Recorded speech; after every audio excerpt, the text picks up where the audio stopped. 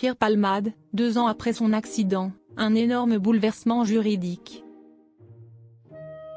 Le Sénat a validé un durcissement des sanctions routières, après l'affaire très médiatisée impliquant l'ex-humoriste Pierre Palmade.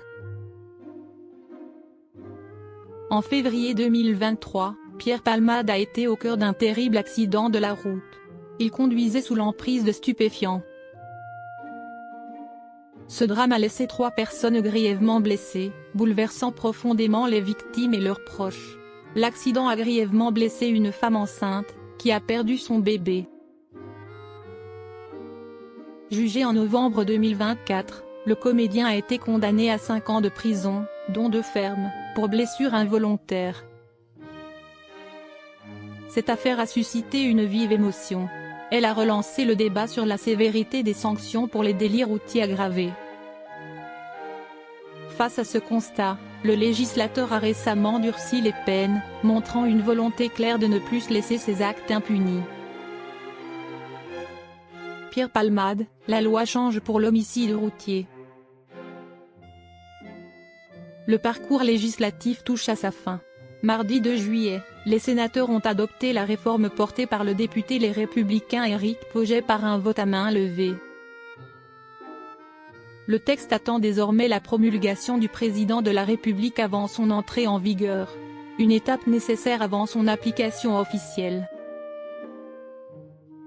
Ce texte relance le débat autour des infractions liées aux homicides et blessures involontaires sur la route.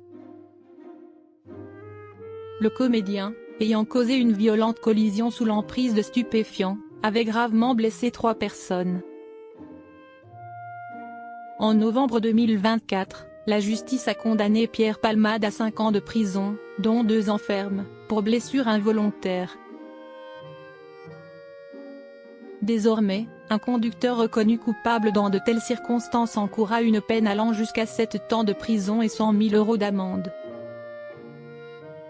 Si plus de 2 circonstances aggravantes sont réunies, la sanction pourra s'élever à 10 ans d'emprisonnement et 150 000 € d'amende. La loi aligne ces sanctions sur celles déjà prévues pour l'homicide involontaire. Un combat mené par cette personnalité. Depuis 3 ans, le chef étoilé Yannick Aleno mène un combat acharné à travers son association Antoine Aleno. Un organisme créé en mémoire de son fils tragiquement disparu en mai 2022. Un conducteur ayant commis de multiples infractions graves a percuté son fils, qui en a été victime. La justice l'a condamné à 7 ans de prison pour homicide involontaire. C'est l'aboutissement d'un travail acharné contre l'injustice, s'est félicité Yannick Aleno dans un communiqué. Il salue l'adoption de cette loi qui va mettre un terme à l'archaïsme de notre droit pénal. Le ministre de la Justice, Gérald Darmanin, a également exprimé sa satisfaction. Rien ne réparera l'irréparable.